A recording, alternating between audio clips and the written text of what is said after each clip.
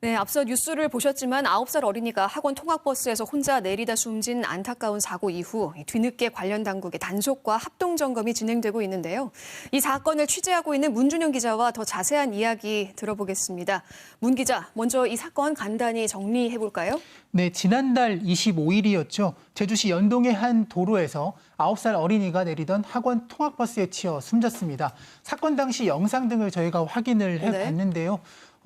어린이가 학원 버스에서 내리는 과정에 이제 옷이 차문에 걸렸고요. 그 사이 차가 출발하면서 안타까운 사고가 발생했습니다. 도로교통법상 반드시 함께 타야 하는 보호자는 당시 학원차에 없었고요. 또 운전기사는 어린이의 하차 여부를 확인하지 않고 곧바로 차를 출발시켰습니다. 법도 또 기본적인 수칙도 지켜지지 않은 발생해서는 안 될 사고였습니다. 네, 굉장히 안타깝고 참혹한 사고였는데 지금 2주 정도 취재하고 있죠. 학원 차량 운행에 대한 구조적인 문제가 좀 조금씩 드러나고 있다고요. 네, 맞습니다. 취재 과정에서요 여러 문제가 드러나고 있는데 크게 3가지 정도로 좀 정리를 해볼 수 있겠습니다. 먼저 유명무실한 점검 체계인데요. 이미 지난해 교육당국은 학원 어린이 통학버스를 점검을 했습니다. 올해 제주시 지역에 등록된 학원만 200여 곳에 이르는데요. 하지만 지난해 제주시 교육지원청이 점검한 학원은 20곳에 불과했습니다. 이마저도 동승자 탑승 여부가 아닌 보험 가입 여부나 일부 시설물 점검에 그쳤는데요.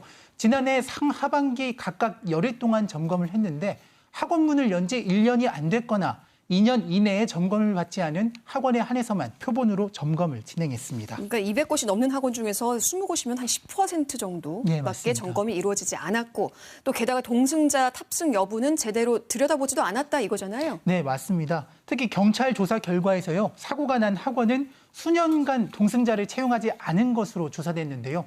점검에서 이 부분이 확인이 되고 또 시정이 이루어졌다면 이런 안타까운 사고는 일어나지 않았을 거라고 보고 있습니다. 네, 이 부분에 대해서는 이제 교육당국은 인력이 부족했다 이런 그렇습니다. 입장을 밝혔습니다. 또 어떤 문제가 있었습니까? 예, 두 번째는 통학버스 관리 시스템의 한계입니다. 이 시스템은요, 어린이 통학 차량의 정보를 공개를 해서 학부모들이 안전한 교육기관을 선택할 수 있도록 한 시스템입니다. 학원이 어린이 통학버스 동승자를 두고 있는지 또 운전기사가 안전교육을 받았는지 차량은 보험에 가입돼 있는지 등을 인터넷을 통해 누구나 볼 수 있도록 공개하고 있는데요. 이번에 사고가 난 학원은 시스템상에 교육을 이수한 정규직 동승자를 두고 있다고 입력을 했지만 실제 동승자는 없었죠. 또 통학버스 관리 시스템에 입력하는 안전운행 기록일지 역시 무용지물이었습니다.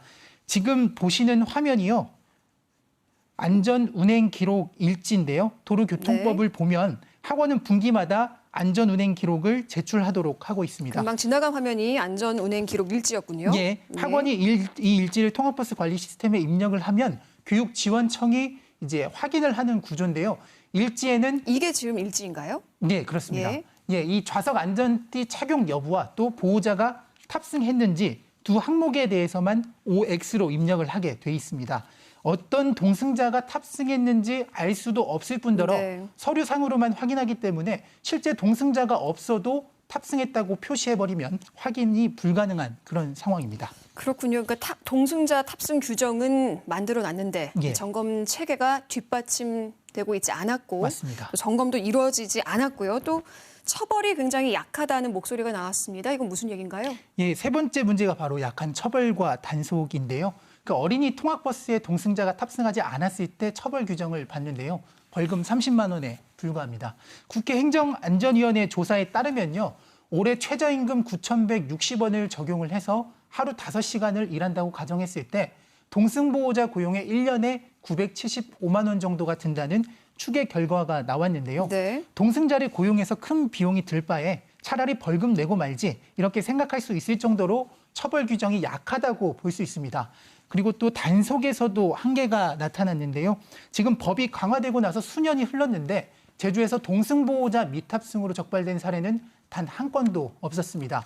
이번에 사고가 발생하고 나서야 특별 단속이 이루어졌고요. 그제야 적발이 이루어진 겁니다. 단 한 건도 없었다는 건 그동안은 점검을 안 했다. 맞습니다. 라고 봐야겠죠. 그래서 이제 이번에 경찰의 첫 특별 단속이 이루어졌고 또 동시에 관련 당국의 합동 점검이 진행됐습니다.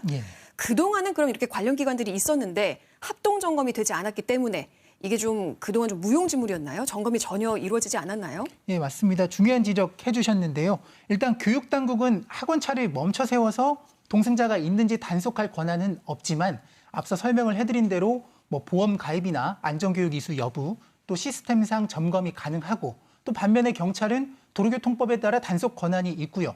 또 한국교통안전공단은 학원 차량 네, 구조물에 네. 대한 조사가 가능하거든요. 제각기 따로따로 있었네요. 예. 그래서 여러 기관이 역할에 따라 산재에 있었기 때문에 점검이 제대로 이뤄지지 않았던 게 사실입니다.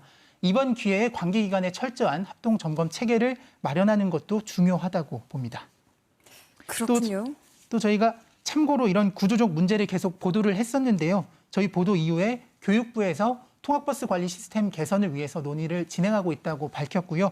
또 경찰청도 이달 안에 점검 계획을 수립을 해서 각 부처와 계약 시기에 맞춰서 어린이 통학버스 점검을 진행할 계획이라고 밝혔습니다. 네, 지금까지는 이제 이번 사고의 좀 구조적인 문제들을 살펴봤습니다. 이와 관련해서 이제 학원 측에서도 호소하는 입장이 있을 것 같은데요. 학원 측의 입장은 어떤가요? 예, 일단 학원 측은 당연히 법을 지키는 게 맞다면서도 코로나19 등으로 인한 경제적 어려움을 호소하고 있습니다. 우선 학원 승하차 업무가 하루 3시간, 또 많게는 5시간 정도에 불과하기 때문에 인력을 구하기가 힘들고요. 특히 영세한 학원은 차량 운영 자체를 못하는 그런 상황입니다. 이 때문에 전국 17개 시도지회 학원연합회로 구성된 한국학원총연합회가 대책 마련을 촉구하고 있습니다. 예. 이전에 지자체, 정부 학원이 3분의 1씩 동승자 인력 비용을 분담하는 방안도 논의는 됐었는데요. 지원이 어렵다는 답변을 들었다고 합니다. 네, 아무래도 뭐 사교육은 사교육의 영역이잖아요, 정말. 그야말로. 그렇죠. 그렇기 때문에 정부나 지자체의 지원은 좀 어려울 것으로 보입니다. 그래도 학원 측은 아이들이 안전하게 교육을 받을 수 있도록 정부에서도 좀 고민을 해달라 이런 얘기를 하는데요. 예, 그렇습니다. 처음에 이 동승자를 두도록 한 도로교통법이 강화됐을 때 학원과의 저항이 굉장히 거셌거든요. 실제로 모 어학원 또 태권도장 운영자들이 당시에 영업의 자유와 재산권을 침해한다면서 헌법 소원까지 냈었는데요. 2020년도에 전원일치 판결로 기각이 됐습니다. 당시 헌재 판단을 정리를 좀 해드리면요. 네.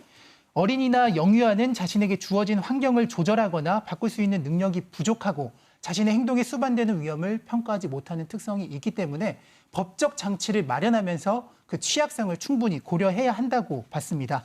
특히 어린이 통학버스는요, 승하차뿐만 아니라 승차 중에도 동승자의 역할이 중요하기 때문에 입법자의 판단이 불합리하다고 보기 어렵다. 이렇게 판단을 했습니다. 제가 이 내용을 설명해 드린 이유는요, 취재를 하면서 동승자 없어도 운전기사가 승하차만 체크 잘하면 되는 거 아니냐. 또 이번 사고는 운전기사만 잘 확인을 했으면 사고가 안 났을 거 아니냐. 이런 네. 말을 여러 차례 들었기 때문인데요. 앞선 헌재 판단처럼 단순히 승하차만 생각할 게 아니라 어린이의 취약성, 또 차를 타고 있을 때 발생할 수 있는 위험성 등도 충분히 고려돼야 한다는 점 재차 강조를 드립니다. 네, 정말 적어도 그 저학년 어린이까지는 좀 보호를 받을 수 있었으면 좋겠습니다. 앞서 허지영 기자가 보도해드렸지만 오는 11월부터 아동복지시설 그리고 사회복지시설, 교습소 등 12개의 시설이 어린이 통학버스 범위에 포함이 됩니다. 하지만 네, 맞습니다. 지금도 잘 지켜지지 않고 있는데 이 11월 이후에 12개의 기관이 포함이 되면 잘 지켜질 수 있을까요? 그렇죠. 지금은 학원이나 유치원 또 체육시설 이렇게 뭐 여러 개 포함해서 6개 시설 정도만 동승자 탑승 의무가 적용이 되고 있는데요.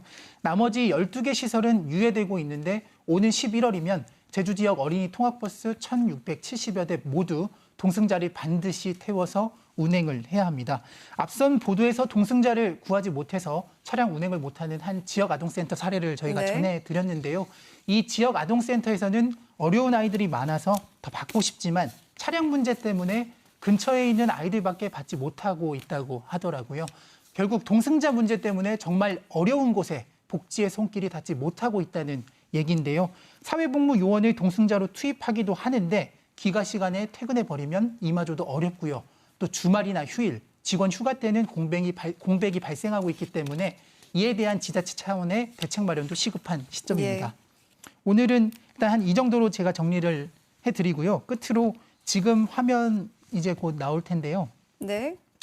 이제 이번 학원차 사고 피해자 어린이의 아버님이 저희 취재진에게 보내왔었던 네네. 그런 글입니다. 지금이라도 딸아이가 달려올 것만 같아서 아직도 집 앞을 서성인다. 또 내 아이의 생명을 어디에 돌려달라고 말해야 하느냐고 묻고 있는 아버지의 외침을 우리는 외면해서는 안 될 것입니다. 네, 저 아버지의 글에 마음이 많이 아려옵니다. 대책 마련될 때까지 끝까지 좀 취재해 주시기 바랍니다. 오늘 소식 잘 들었습니다. 문준영 기자였습니다. 고맙습니다.